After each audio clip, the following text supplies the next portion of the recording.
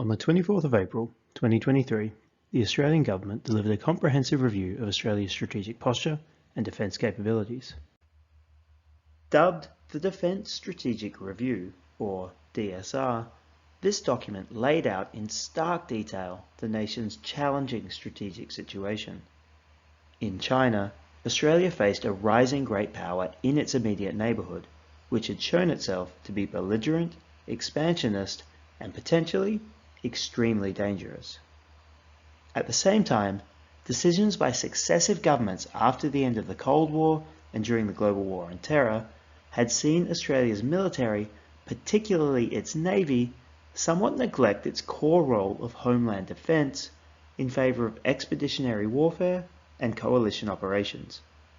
With strategic warning time now judged to be gone, or at the very least severely curtailed, Australia would need to quickly refocus and retool its military to meet this growing challenge. While detailed recommendations for changes were made across the force, much of this detail was lacking in the naval domain.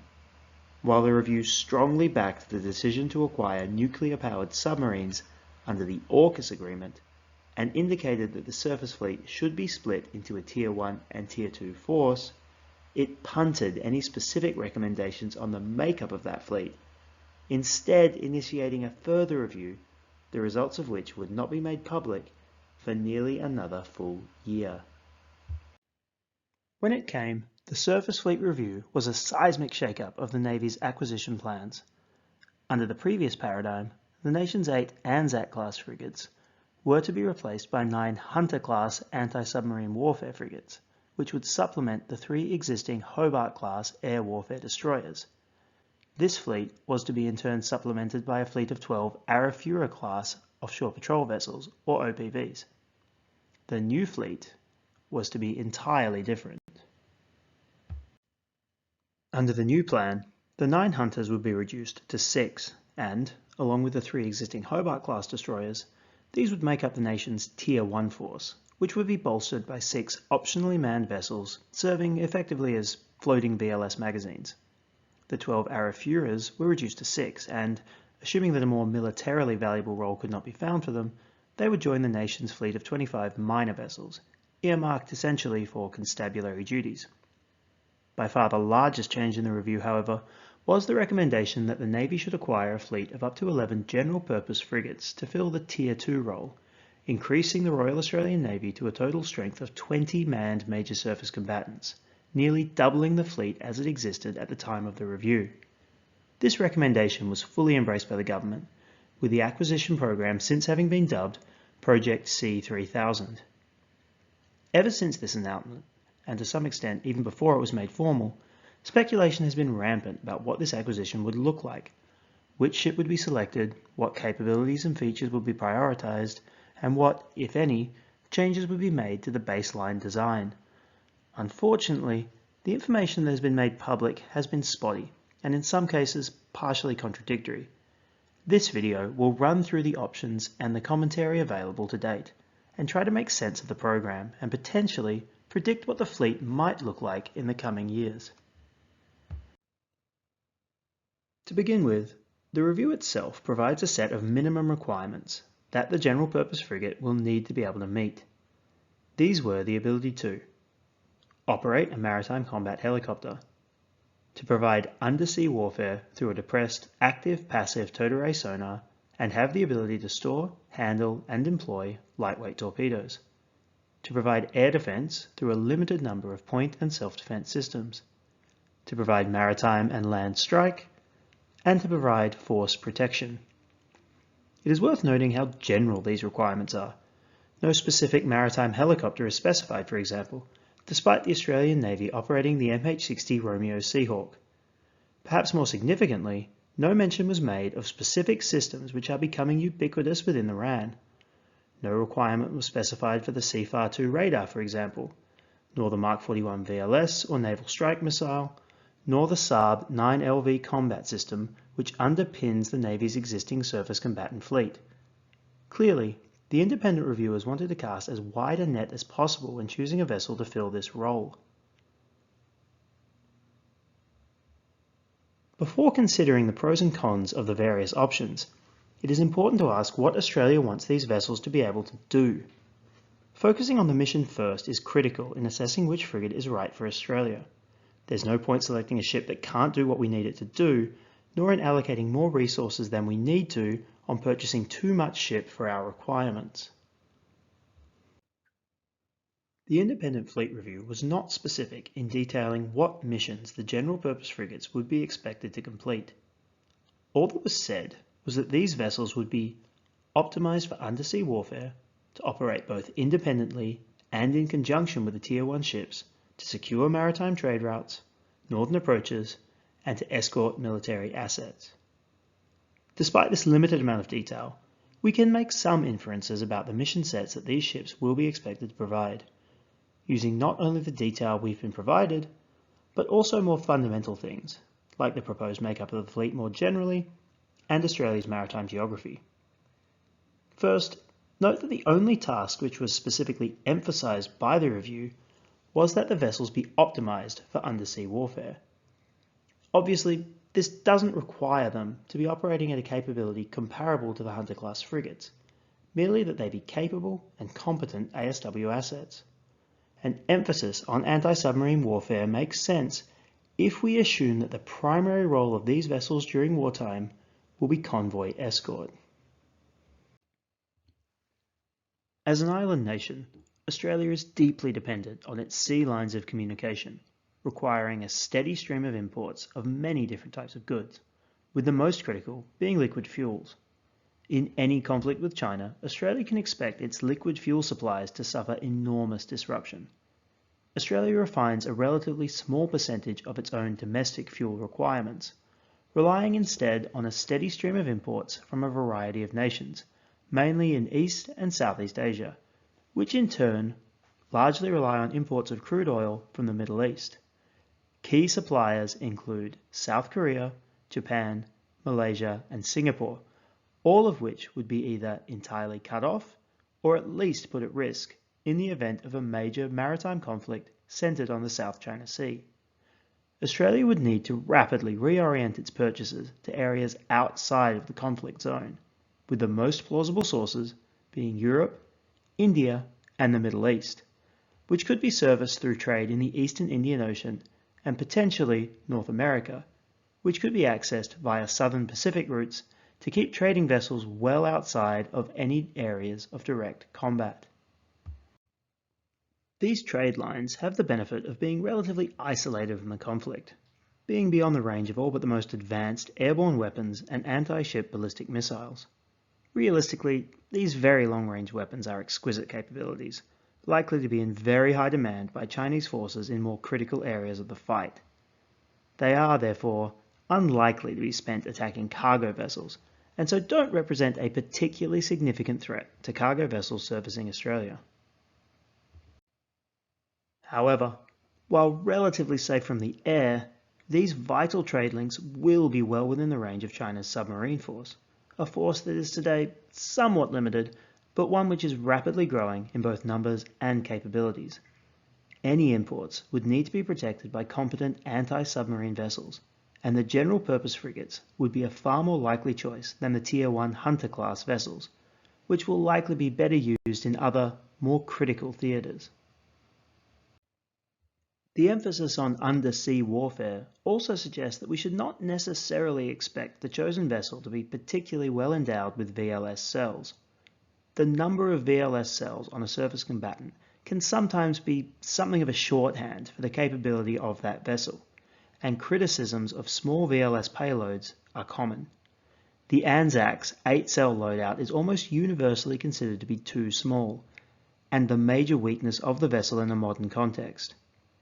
Even the 32 cells which will arm the Hunter class has come in for considerable criticism, particularly in an era of massed, low-cost drones such as those used by the Houthis in the Red Sea.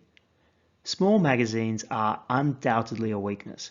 However, in a vessel which is primarily geared for anti-submarine warfare, it's not the weakness that it might be in another context, and a smaller number of VLS cells might be something that the Australian government is willing to accept if it means faster or cheaper delivery of the overall project. An ASW focus will likely also serve these vessels well in another potential role, home defence. Much like convoys operating in the South Pacific and Indian Oceans, most of Australia's major ports are outside the range of realistic, non-strategic air threat, at least for weapons or aircraft deploying from the Chinese mainland. Carriers are a different story. However, less direct threats to these ports will need to be accounted for in a high-end conflict scenario. That may include the same conventional or nuclear-powered submarine threat as is anticipated for convoys travelling to and from Australia, as well as more asymmetric undersea threats, such as mines, potentially deployed stealthily by unmanned underwater vehicles. Although likely overkill to deploy a major surface combatant to MCM missions, even a Tier 2 combatant, this capability is one that the RAN is currently in the process of losing as it retires its Huon-class mine hunters without a currently planned replacement.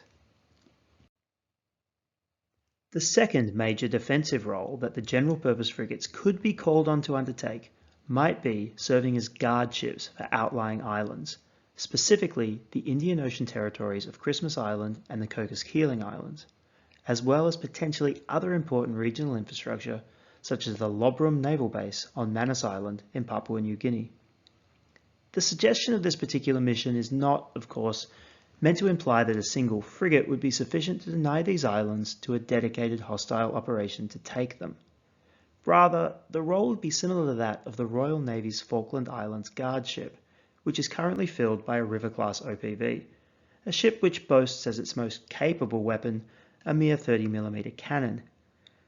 Rather than defeat an invasion, the Guard ship, along with onshore fire support or air elements provided by the Australian Army or RAAF, is required solely to contest any landing operation. A contested landing immediately becomes a larger and more logistically complex operation than an uncontested or lightly contested landing would represent, requiring a commensurately larger deployment of resources to the operation, resources which will almost certainly be stretched thin and closely husbanded in a major conflict. The harder the operation is to mount, the less likely that any attempt will be made, allowing a relatively small defensive force to have a disproportionate impact as long as the guard vessel has at least sufficient capabilities that it poses a meaningful threat to enemy naval units. Unfortunately, unlike the UK, which only needs to consider the capabilities of the moribund Argentinian military, Australia's requirements for a guard ship are somewhat more significant than a River-class OPV, but would likely be met by the general-purpose frigate. The last major combat role that these frigates could be called on to perform would be in supplementing the Tier 1 vessels in major offensive or defensive operations. Defensively, the most plausible role would be as nodes within the broader A2AD network, which defends Australia's northern approaches. In the event of a major fleet action against Northern Australia, these frigates may be expected to provide anti-ship cruise missile fire to support massed time-on-target attacks, though this would necessitate that they get relatively close to hostile vessels, given their most likely anti-ship armaments would be the relatively short-range naval strike missile or an equivalent. Offensively, we would likely see general-purpose frigates deployed to supplement the anti-submarine warfare escort strength of major fleet units such as the Royal Australian Navy's 2 Canberra-class landing helicopter docks in offensive operations, or potentially the Royal Australian Army's future landing craft heavies once they begin to arrive. While the general-purpose frigates will not be the equivalent of a Hunter class in the ASW domain, it's important to remember that by dint of their ability to use a towed array sonar alone, these frigates will represent a significant step up in ASW capabilities versus the Navy's existing Anzac-class frigates. Indeed, between their initial delivery in the very late 2020s until the deployment of the Hunter-class frigates in significant numbers in the mid-2030s, the general-purpose frigates will likely effectively be the RAN's frontline ASW asset. Thus, in summary, the most plausible wartime roles for these new frigates will be, in my opinion at least, supplementing Tier 1 combatants in either defensive A2AD or offensive amphibious or surface action group operations, escorting merchant convoys from Europe, the Middle East, South Asia, and potentially the United States, and home defence, particularly of potentially exposed or high-risk ports like Darwin, Cairns, and fleet bases east and west, or of Australia's outlying territories and friendly naval infrastructure.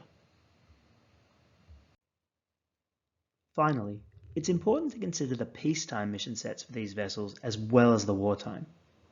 After all, these ships are likely to spend the majority of their lives, ideally the entirety of their lives, carrying out peacetime missions, and while they won't be selected on that basis, it is important that they be able to undertake any missions that will be required of them. Fortunately, there don't seem to be too many bad choices when considering the peacetime mission set. These vessels are likely to be called on to undertake presence missions and naval diplomacy, take on sanctions enforcement missions, and humanitarian assistance and disaster relief operations in support of regional partner nations.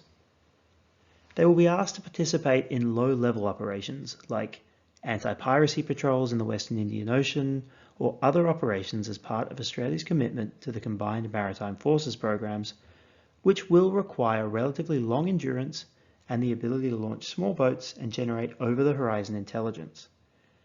These capabilities will also allow the frigates to operate in a constabulary role.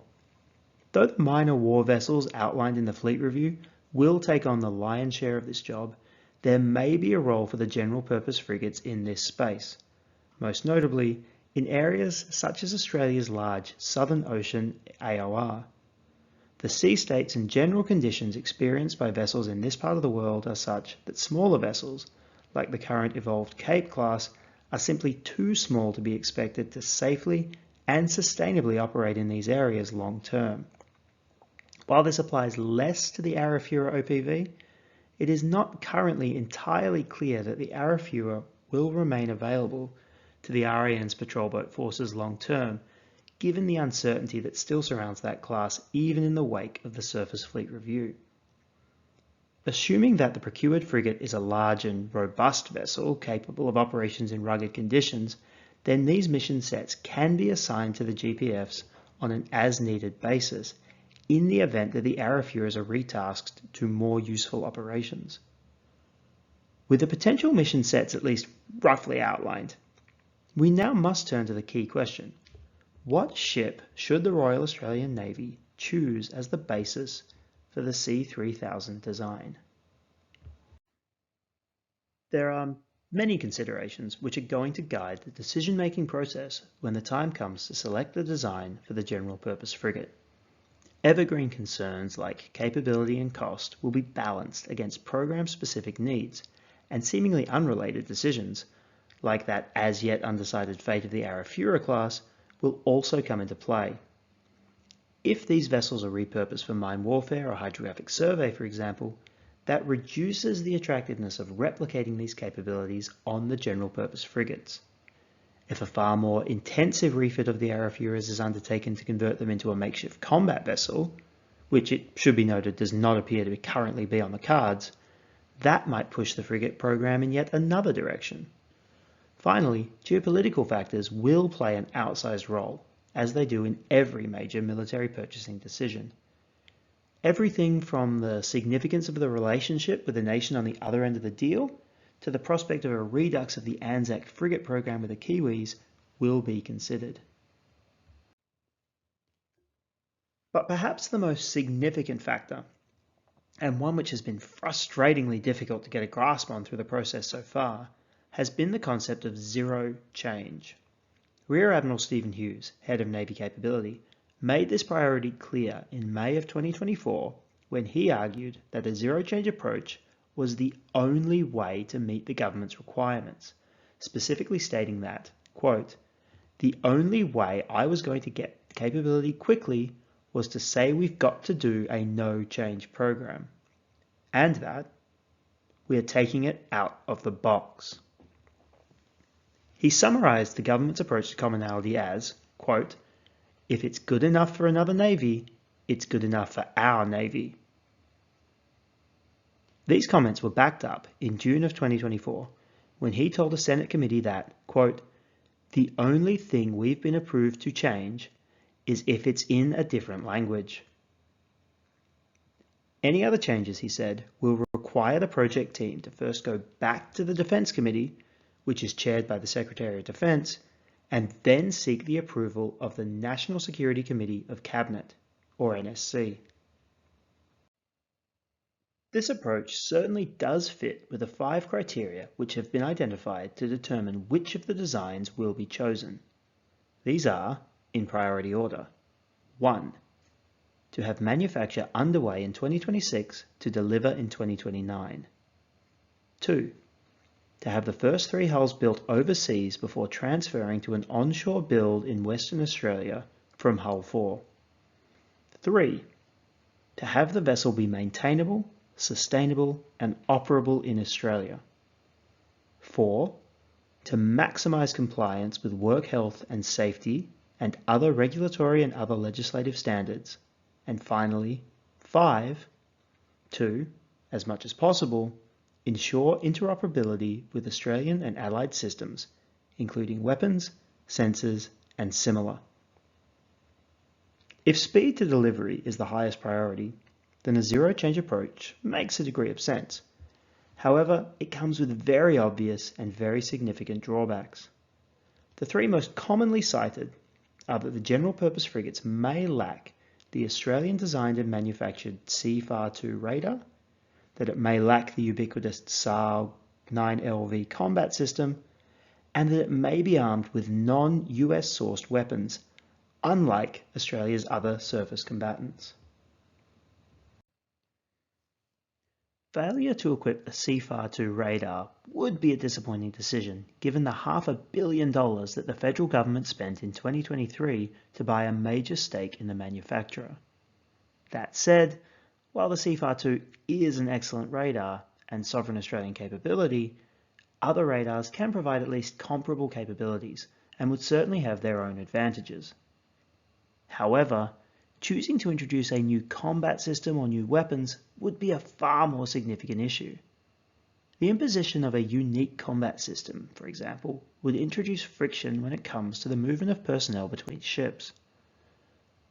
A naval officer trained to operate an Anzac-class frigate, for example, would need to retrain before moving on to a general-purpose frigate, and vice versa in the other direction.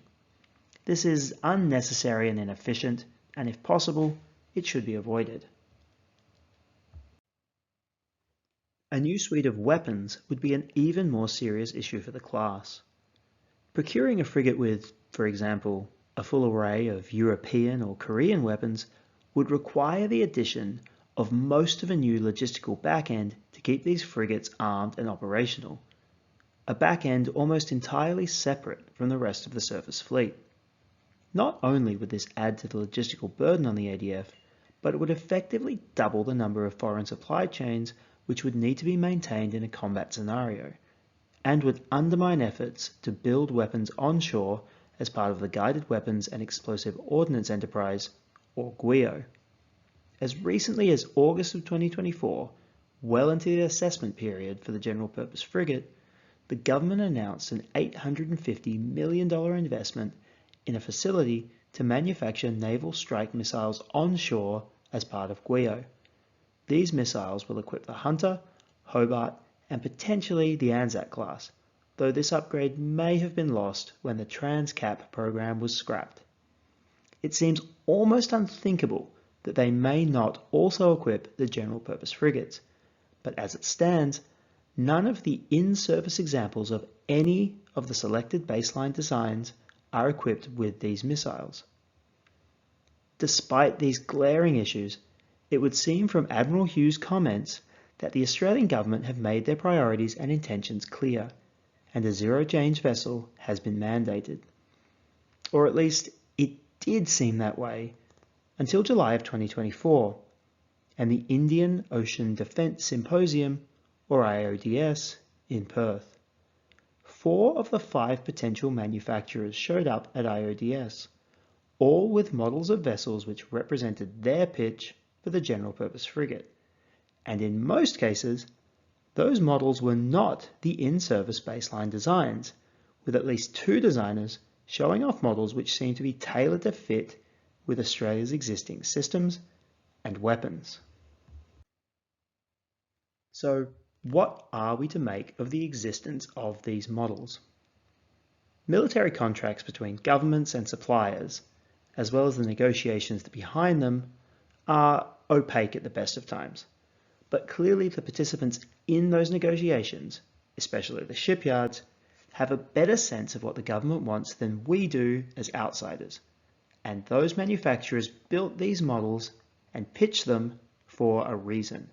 They would not have done so if there wasn't at least some chance that they would be selected. After all, if a hard zero-change mantra was a requirement and they didn't offer a zero-change design, then they would effectively rule themselves out of the very contract they were bidding on. So what does it mean? The way I see it, there are 3 possibilities. One is that the negotiations are so confused and rushed that the government's priorities have been entirely miscommunicated, and these shipyards are providing a product that the Australian government has no interest in or intention of buying. This seems implausible, but can't be entirely ruled out. The second possibility is that the zero-change mandate has been relaxed to at least allow limited modifications from in-service design baselines. This would likely mean that the degree of change will be a factor in deciding what vessel to ultimately buy due to the added risk.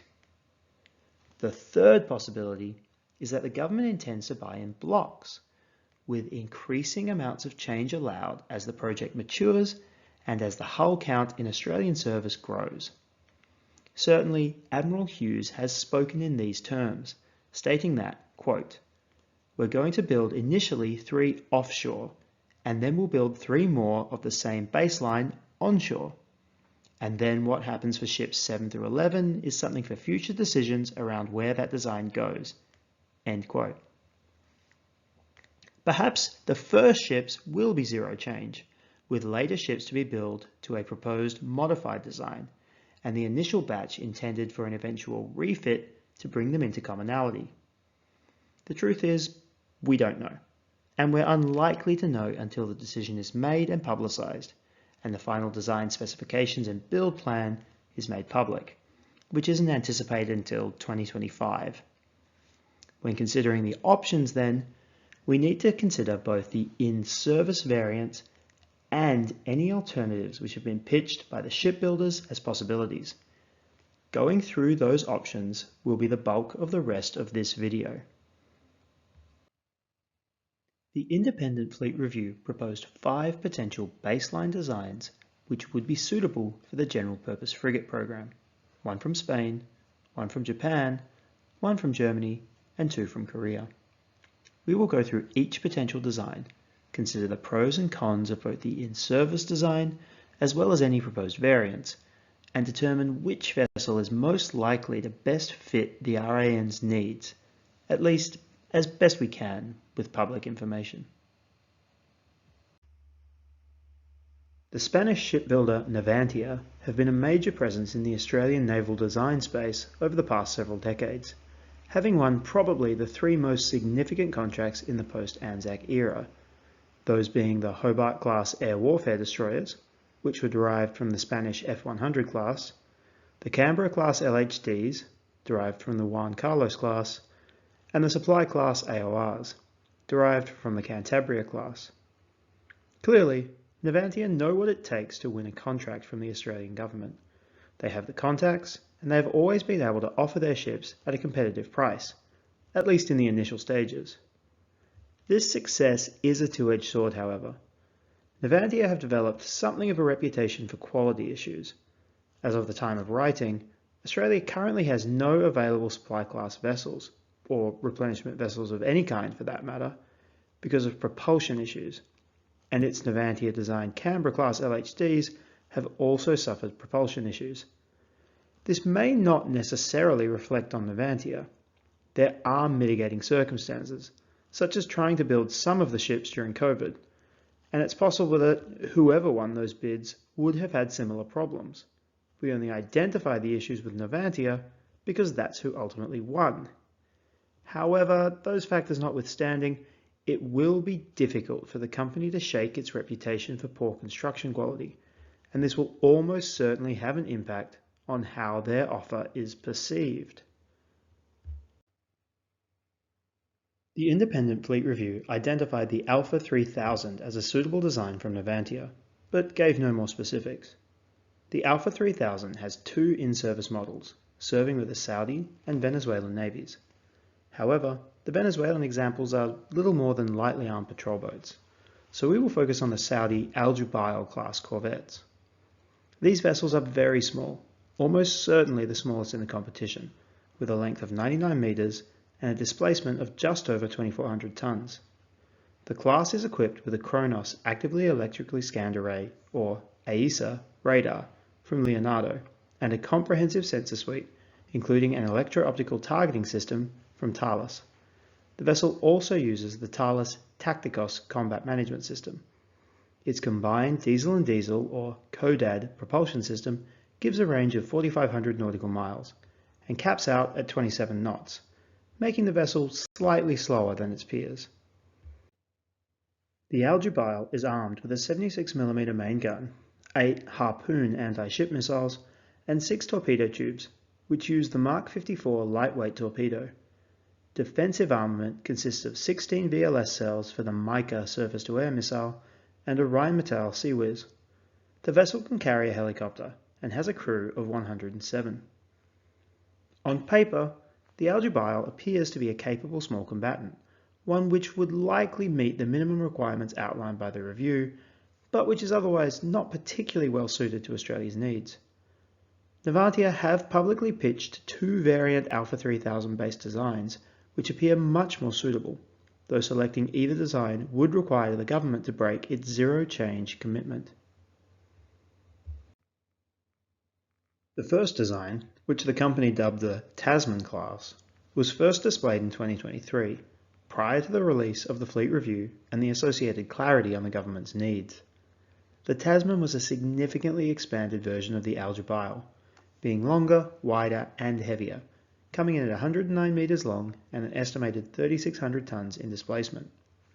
The vessel was more heavily armed than its predecessor, featuring the same 6 torpedo tubes and 16 VLS cells, though converted to Mark 41 for compatibility with Australia's preferred weapons, but doubling the number of anti-ship missiles to 16, while shrinking the main gun to 57mm and retaining the Rheinmetall Millennium Sea Whiz.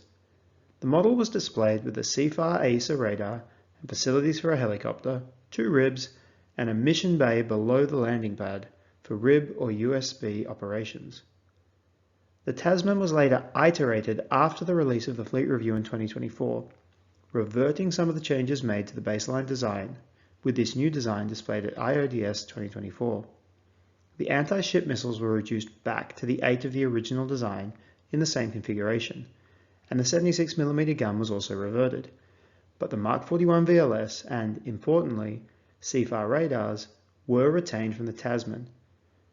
Both proposed vessels utilized the Spanish CATIS CMS, instead of either Tacticos or 9LV. The Australianised variants of the Al Jubail are larger and more broadly capable than the original corvette, and offer some soft advantages, such as parts commonality with a Hobart-class destroyer. The vessels are likely to be capable, particularly if the government opts for the modified variant, but perhaps more than any other firm in the competition, success for Navantia will come down to its history with the government and the RAN, and the reputation, good and bad, that it has built up. As the original designers of the Anzac class, ThyssenKrupp Marine Services, or TKMS, start from an enviable position in this competition.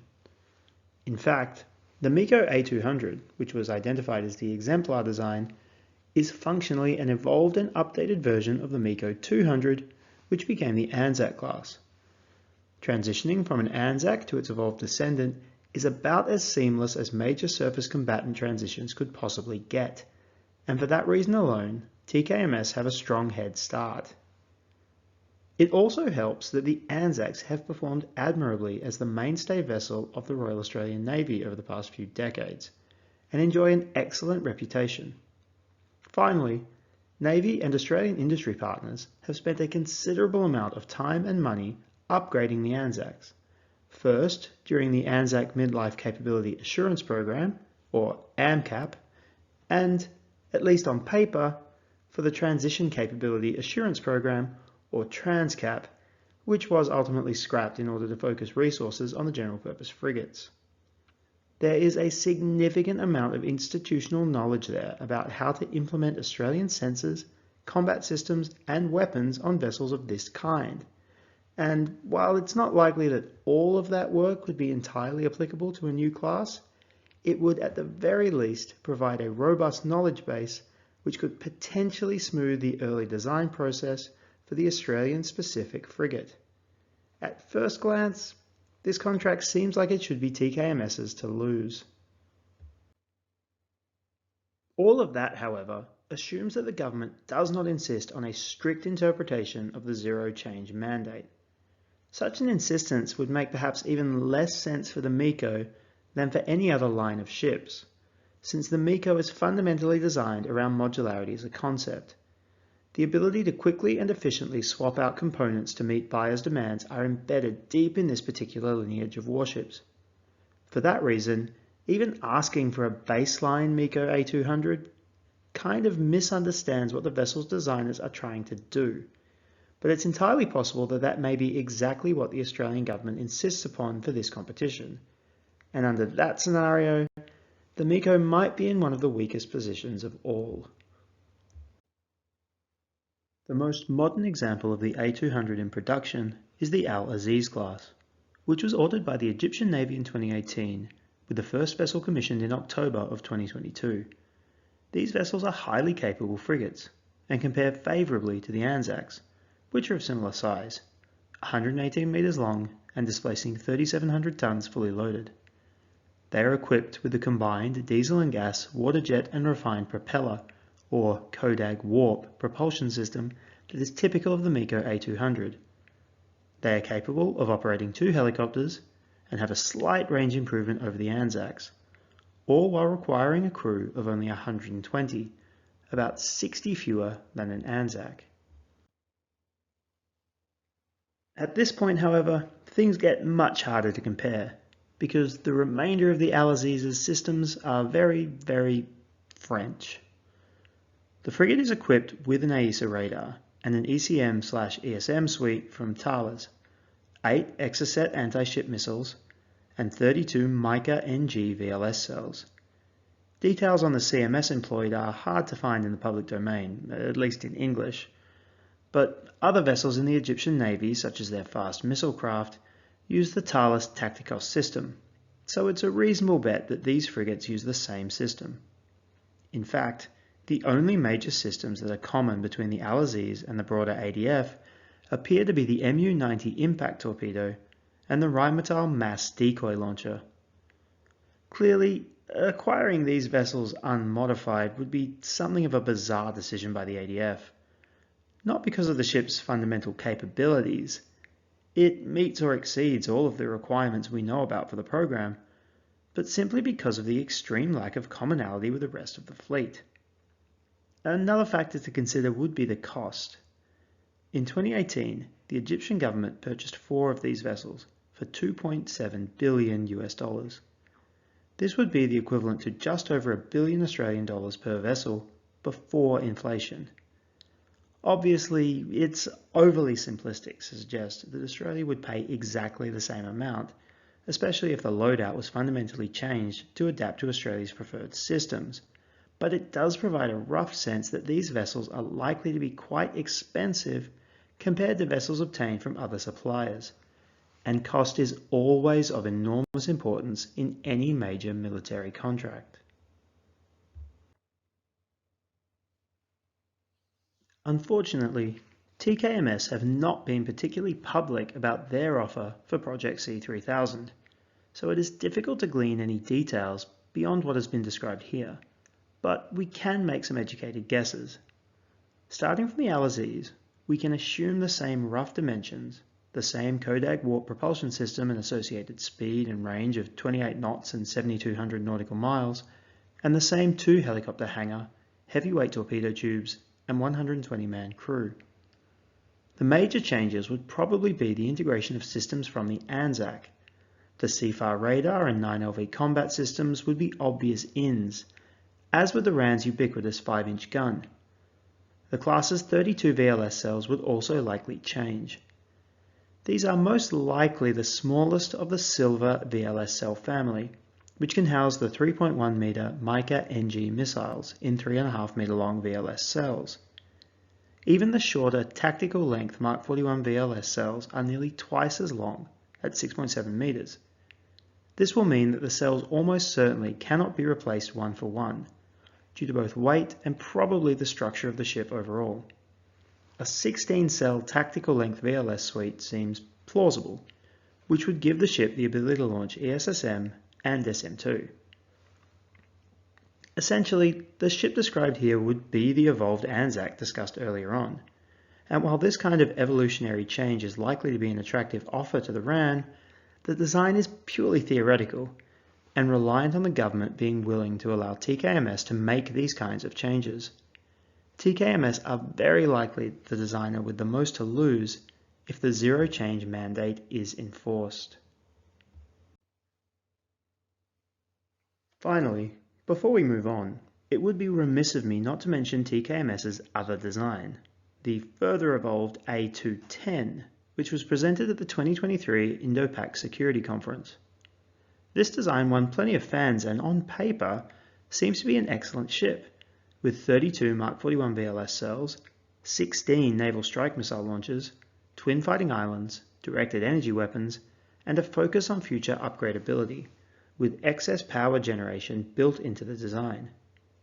However, at 4,700 tons, the vessel is very large compared to other designs on the shortlist, and even at the time it was first presented, TKMS were pitching the A210 for the Tier 1 slot rather than the Tier 2. The vessel is also not in service with any other navies around the world. Given the cost and risk, the A210 is an unlikely contender for the general purpose frigate role, although it would be an extremely capable vessel. Mitsubishi Heavy Industries' Mogami class frigate has one of the longer and more complex lists of pros and cons of any vessel on the shortlist identified by the Independent Fleet Review, with a wide range of geopolitical and commercial considerations to go along with more typical concerns like cost and capability. At first glance, the Mogami appears as a fairly typical medium frigate. It has a standard displacement of 3,900 tons, with a full load displacement of about 5,500 tons. It is 133 meters long, utilizes Kodak propulsion, and can carry one Seahawk-sized helicopter and one UAV.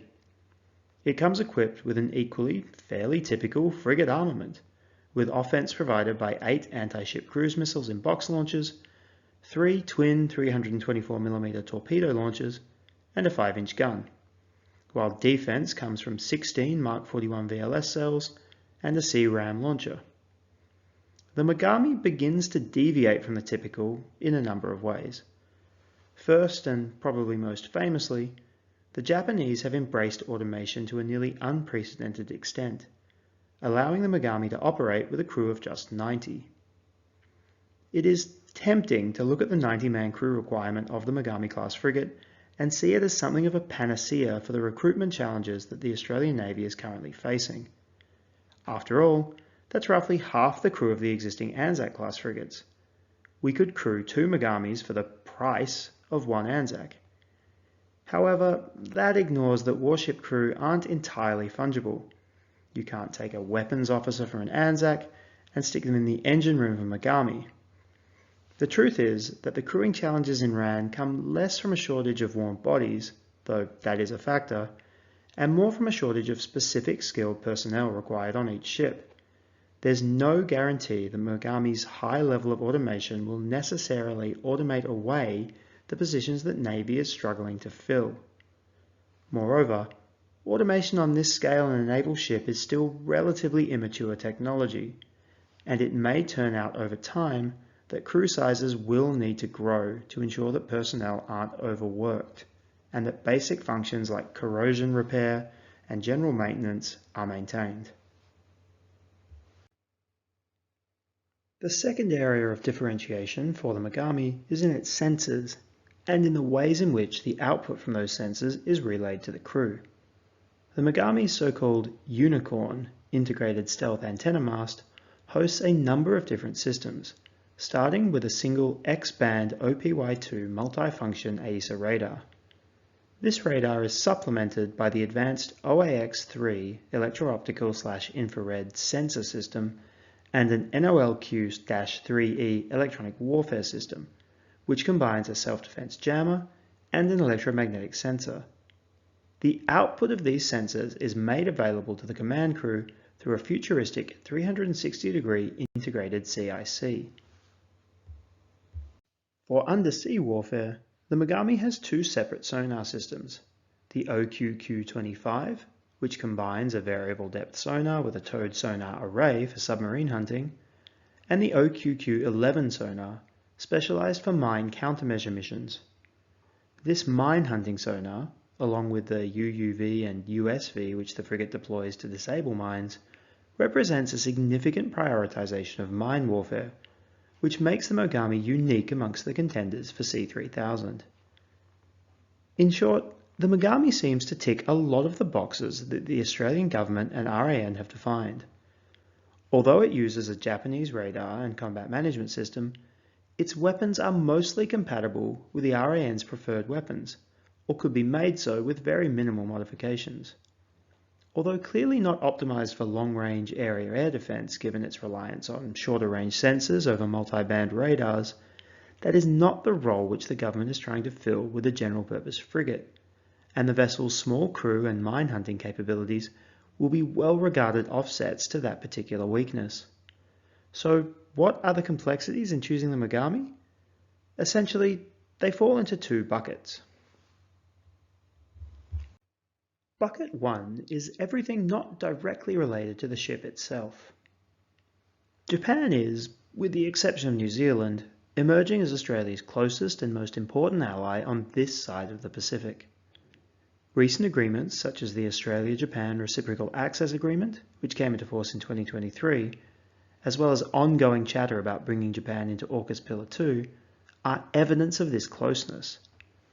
Further tightening of this relationship through a major weapons purchase would likely be seen very favourably by both governments, as would the associated interoperability and ongoing co-development of the class, which both parties would be using in roughly equal numbers.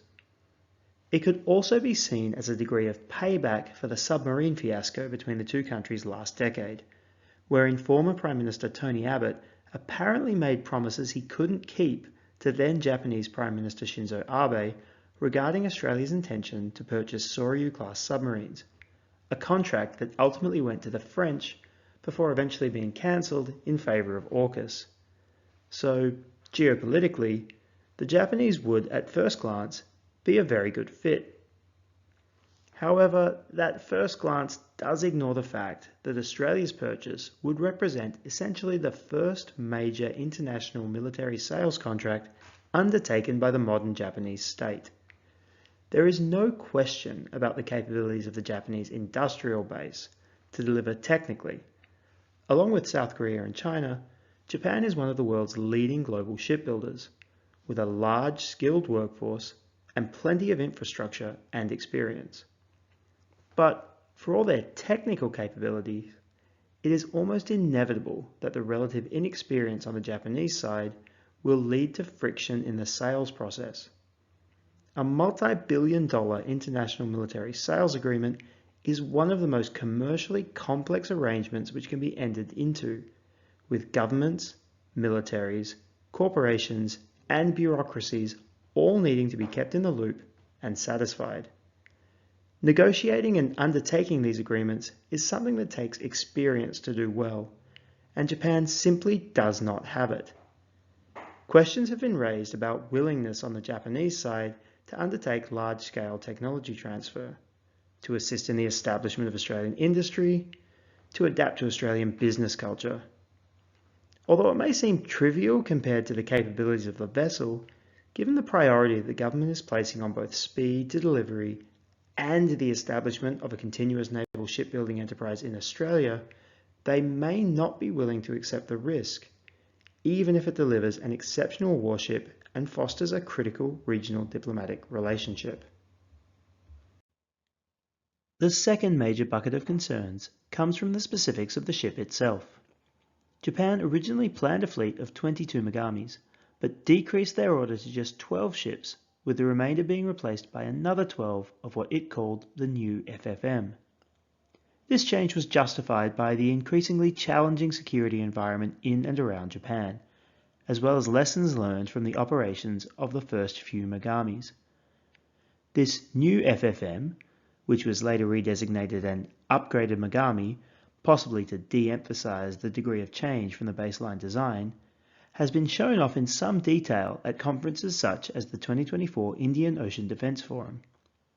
The new ship is planned to be longer and heavier than its predecessor, coming in at nearly 4,900 tons standard displacement and 142 metres long.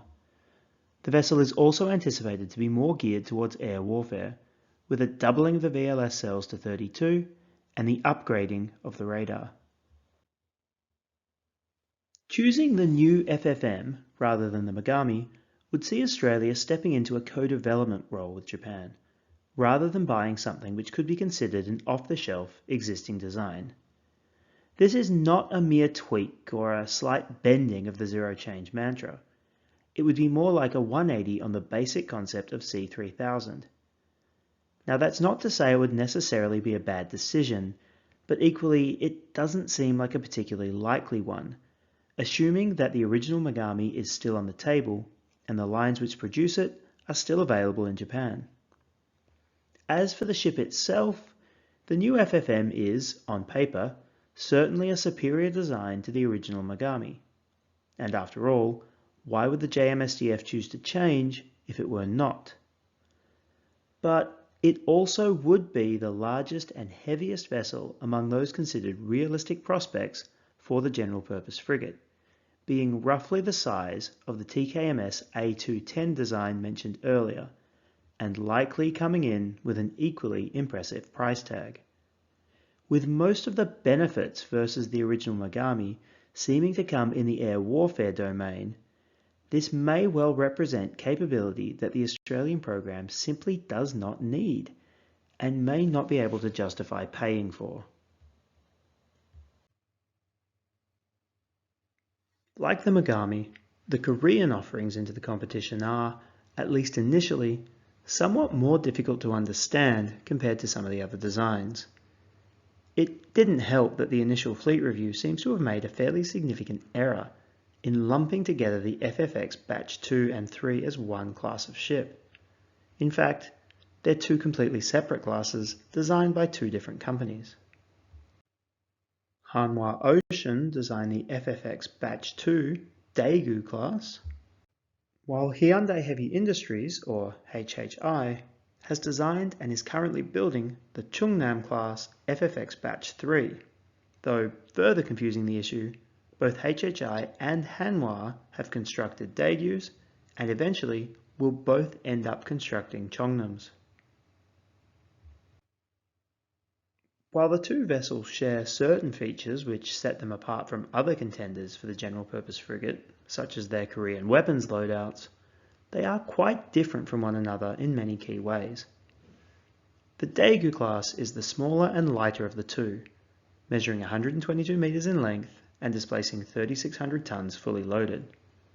It is capable of cruising at up to 30 knots and carries the requisite helicopter for ASW operations, along with modern hull-mounted and towed array sonar systems. Its combined diesel-electric or gas, or CODLOG, hybrid propulsion system enables the ship to use its gas turbine and electric propulsion motor at the same time, reducing the underwater noise radiated from the ship. The ship is equipped with a full sensor suite, including the SPS 550K AESA air search radar, as well as domestic Korean EOTS and IRST systems. Like the sensors, The armaments and offensive systems are largely Korean domestic designs. Principal weapons include 8 box-launched SSM-700K Haesong anti-ship missiles at the rear of the vessel, 6 K-745 Blue Shark torpedoes in triple tubes, and a Mark 45 5-inch gun. Defensive armaments, in addition to the vessel's EW suite, include a Phalanx Seawiz and a 16-cell Korean Vertical Launch System, or KVLS, which can use quad-packed Haegung K-SAM, Korean surface-to-air missiles, or Red Shark anti-submarine missiles, or supplement the vessel's anti-ship firepower with additional Haesong missiles. The 8th and final vessel was delivered to the ROK Navy in 2023.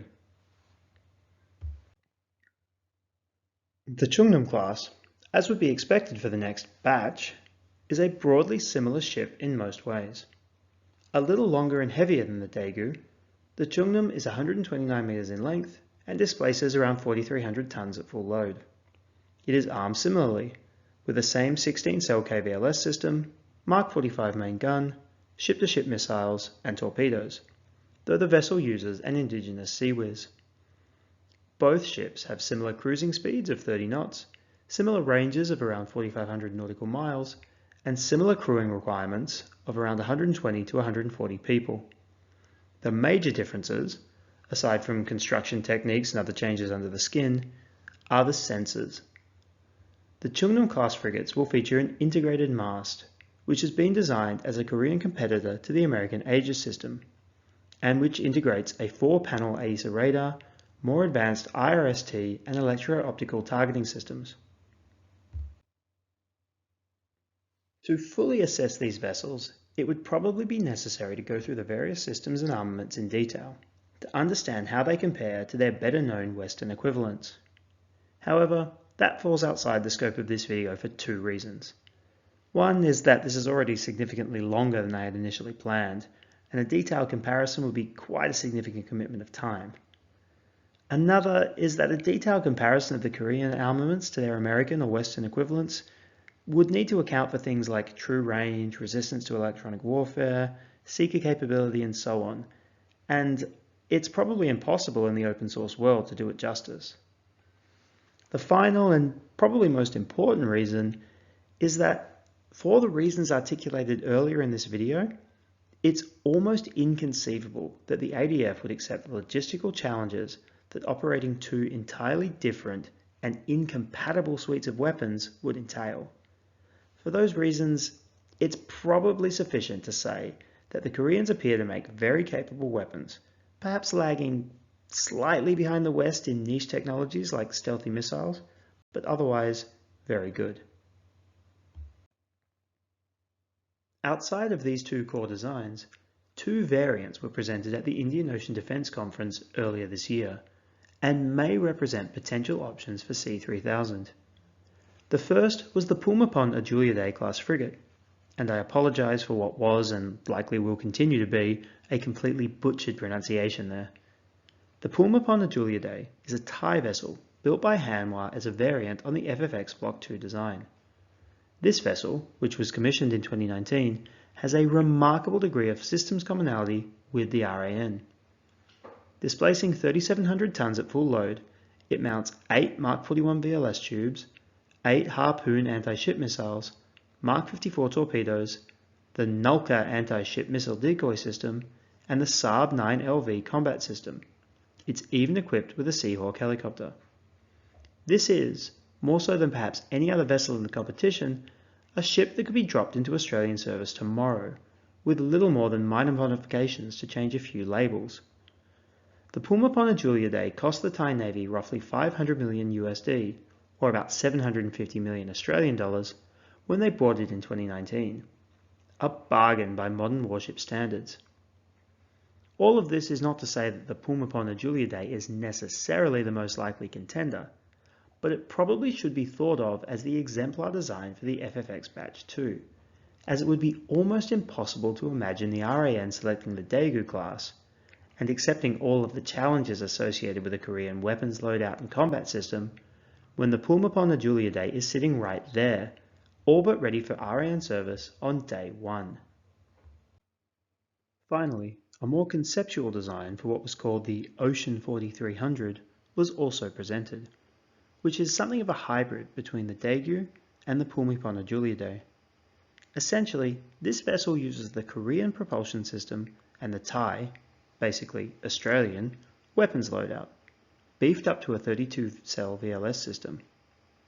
The vessel also had a redesigned mast, with the radar looking like neither the Daegu's rotating conventional radar nor the conical Saab AESA radar on the Pulmipona Juliidae. In fact, it quite closely resembled the post-AMCAP ANZAC's mast, which featured a CFAR-2 radar, though it may also have been a variant on the Chongnam class's integrated I mast, which was developed by Hanwha and features a Korean AESA radar and IRST setup. Later images of this class released by Hanwha did explicitly feature the distinctive CFAR radar. Interestingly, all of these alternatives have come from Hanwha, while HHI has seemingly remained fairly committed to the baseline Chongnam design, and offered little by way of alternatives or attempted redesigns for the Australian competition. It is possible that this reflects a greater degree of confidence. The Chongnam is a newer design, and given its slightly more efficient crewing and more advanced radar, HHI may simply not feel that it needs to spruce up its offering. However, it's also possible that there is some strategy at play here. While the companies are competitors, it's not inconceivable that the South Korean government could have suggested that a zero-change pitch from one company would serve as a nice complement to a wide variety of pitches from the other, placing them at either end of the Australianisation spectrum. That way, whichever way the Australian government ends up leaning, South Korea has a shot. Given the South Korean ambition to become a globally significant weapons exporter, this wouldn't necessarily be a bad strategy. So, with all of that information, what will the government's next step be? What will Australia buy? I considered not making a prediction here, because the truth is, I went into the research for this video fairly convinced about which design ought to be chosen. But through the process of researching the video, I've only really become more uncertain. While I definitely think there are bad choices which could be made, there are also plenty of good ones. Regarding the mantra of zero change, the interpretation of which is likely to be the most significant factor in the decision, a hard commitment to that philosophy risks basically splitting the Navy in two, with the general purpose frigates, which will ultimately make up more than half the fleet, requiring separate training, weapons and logistical back-end to every other ship in the fleet. I simply cannot believe that this will be allowed to happen when there are alternatives available. With that context, here are my predictions. And I guess I should emphasize, they are just my predictions. If you have a different one, let me know in the comments. I think that the Chongnam and ALFA 3000 are probably the least likely options. In the Chongnam's case, it would simply be too much of a departure from the rest of the fleet, with no mature alternative available which can offer any significant commonality. In the case of the ALFA 3000, its in-service option, the Saudi Arabian Navantia 2200, is quite different in many key ways, including armament and radar, to their Tasman-class proposal at IODS, but the new ship still does not have full commonality with the RAN, lacking the 9LV combat system. The ship is also quite small given its loadout, and is unlikely to have a lot of spare capacity for future upgrades. Finally, Navantia's reputation has also taken a pretty big hit, especially after the issues with the supply-class vessels, which makes it, in my opinion at least, unlikely that they'll be given this contract. That said, the ALFA 3000 does offer a few advantages, including a small crew, significant weapons commonality, and Navantia's long-established relationships within the Defense Department. Enough at least that it shouldn't be ruled out entirely, especially if the government are willing to accept modified designs like the Tasman.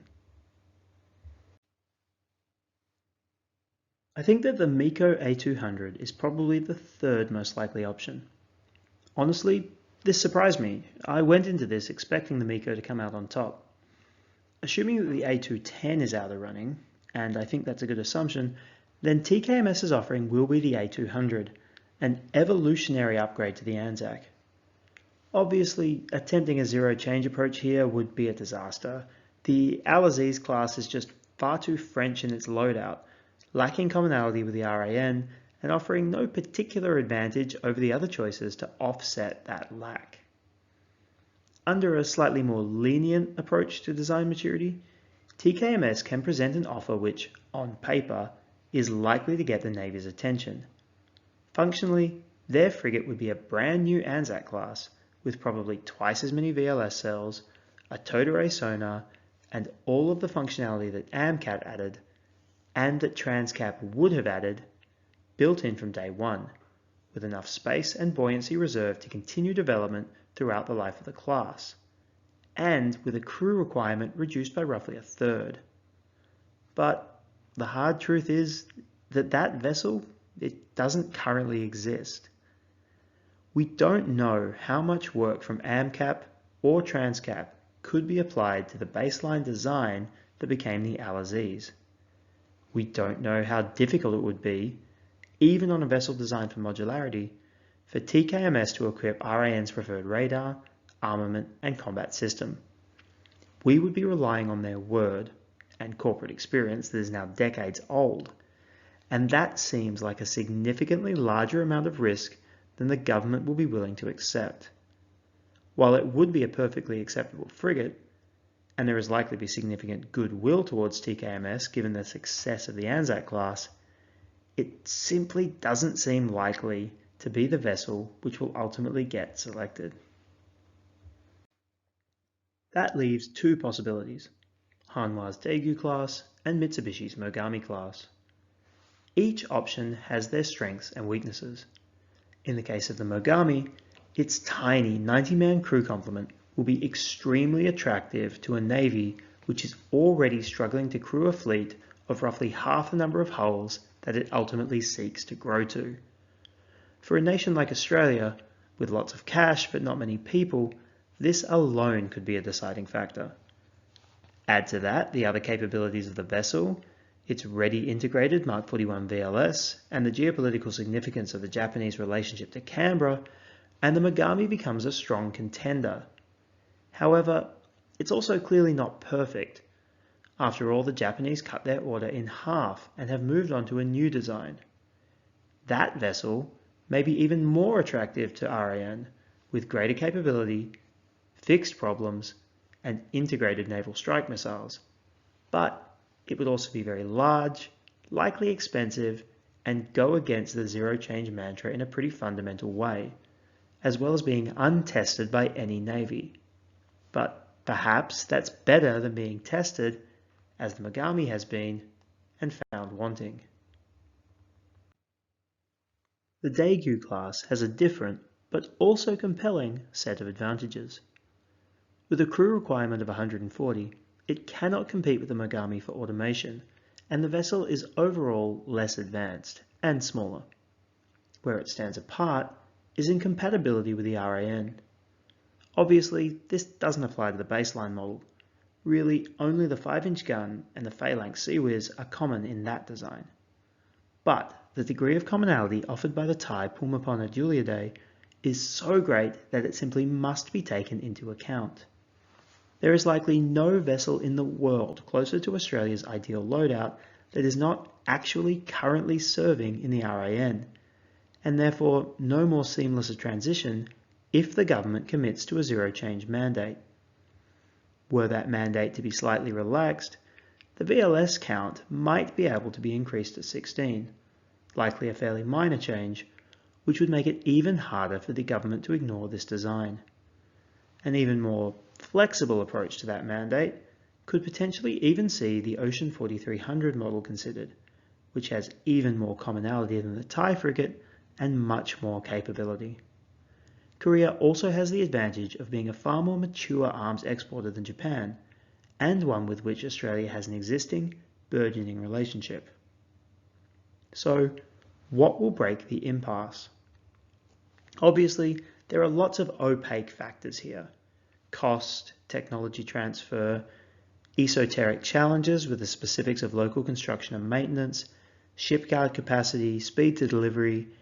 Even the personalities of the negotiators on both sides will play a major part. But there is one left field factor which I think will play an outsized role in this decision, and that is, of all things, the Arafura class OPV. The Independent Fleet Review was not silent on the Arafura program. Rather, it was somewhat scathing, at least within the context and language of a publicly released government report. In reducing the planned purchase from 12 to 6 hulls, the report described the Arafura fleet as, quote, an inefficient use of resources for civil maritime security operations, and that it, quote, does not possess the survivability and self-defense systems to contribute to a surface combatant mission. But this was not the relevant part of the section to the general purpose frigate selection process. The report later stated that, quote, whilst the OPV cannot conduct other roles, such as mine countermeasure or military survey, in its as designed and delivered state, further investigation should be undertaken to determine how OPVs could contribute to other mission sets. If this proves feasible, they should be replaced by ECCPBs, that is, Evolved Cape Class, in the Civil Maritime Security Operations function.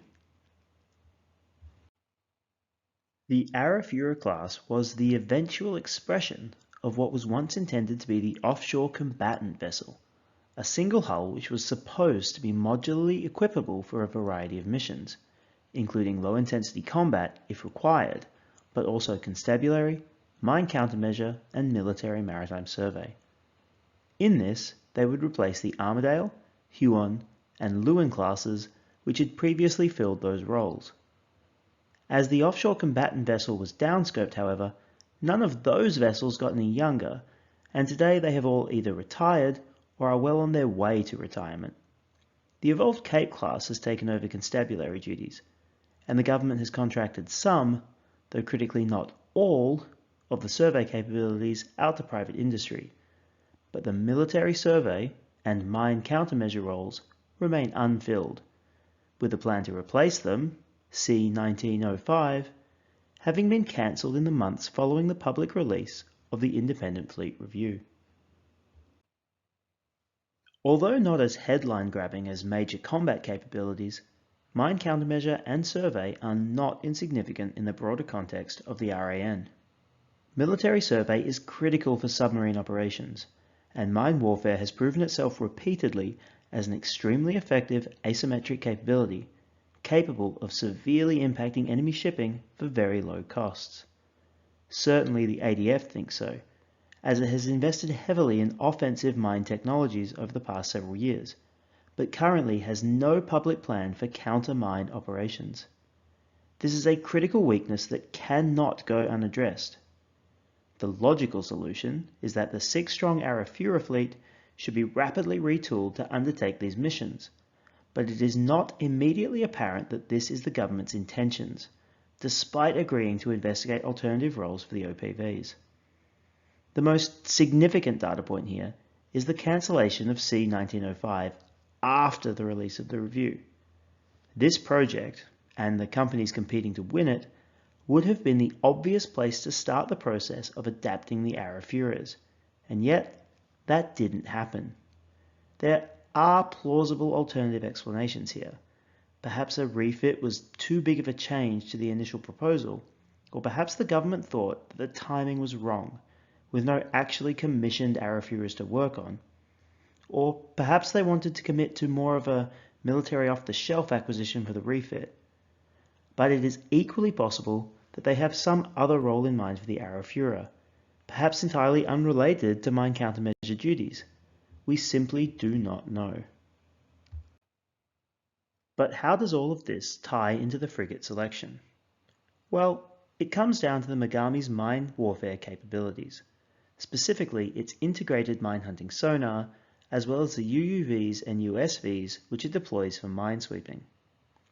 If the Arafuras are not ultimately destined to be reborn as mine hunters, then the replication of that capability in the Mogami class probably gives it the flexibility that will give it the edge over the Daegu. Personally, for what it's worth, I don't think that the selection of the Mogami negates the need for a dedicated mine countermeasure capability. In a wartime scenario, there will simply not be enough hulls, even in a fully constructed fleet of 11 vessels, to both undertake sea line of communication defense in the Indian and Pacific Ocean and undertake regular and persistent minesweeping around critical ports and other important passageways, not to mention any other jobs the vessels may be called on to perform. This will be particularly true once attrition and losses to maintenance and the like are taken into account. But a limited, overstretched, and ultimately inadequate capability is probably better than no capability, particularly if all it does is provide the relevant crew members training in the core competencies which could, if required, form the nucleus of an improvised mine countermeasure capability in the event of a significant threat during wartime. Whichever vessel is ultimately selected, the acquisition pathway is likely to be, in a broad sense at least, fairly similar. The initial run will consist of 3 overseas and 3 onshore builds, which will likely hew very closely to the initial design selected by the ADF, whether that be something close to a zero-change model like the Mogami or Pulmafon Juliade, or perhaps the evolved versions, the new FFM or Ocean 4300. Later vessels will very likely be given more design flexibility and allow for the integration of any Australian-specific requirements which were missing in the initial builds.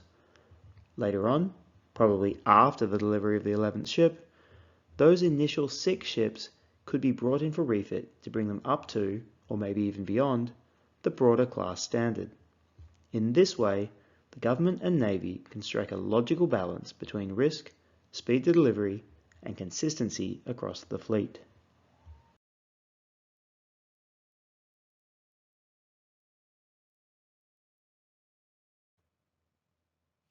And so, all of that leads us to the million, or I probably should say multi-billion dollar question. Will this work? Regardless of whether they ultimately choose the Mogami, the Daegu, or something else, can the Australian Government, Navy, and Defence Industrial Base work with a foreign ship designer to deliver this capability on time, on budget, and with at least enough overall fleet commonality that we can make them work without completely breaking naval logistics? The truth is, it's risky, and I'm no expert. Certainly not enough to make a confident prediction. There is considerable risk. Australian military procurements do not typically work this way, and there are good reasons for that. At the same time, however, the various travails of the Hobart, Hunter, Arafura, and other classes suggest that the way we have traditionally done naval procurement isn't exactly flawless either. Maybe a change was needed, and certainly the circumstances in which we find ourselves in 2024 probably warrant one. With a growing threat environment and a shrinking Navy struggling with the consequences of multiple governments' slow and in some cases inept decision making. Clearly, the government of the day recognises this, and the zero change mantra and the willingness to make use of overseas shipyards in the short term appear to be direct reactions to the inherent challenges of an acquisition timeline as compressed as this one will be. If these can be applied rationally, with reference both to the challenges of operation and acquisition, and a balance is struck between the two, then it can work. In theory, we should expect to get our first glimpse into that in the coming months, with a down select anticipated before the end of 2024. But even once a baseline design is chosen, there are still plenty of unknowns. Whether the program will ultimately prove resilient to changes in government, whether it can survive economic downturns or fluctuating public opinion, whether it will be in time to make a difference as we continue to see deterioration of the existing order in Australia's broader maritime region, well, we can only wait and see.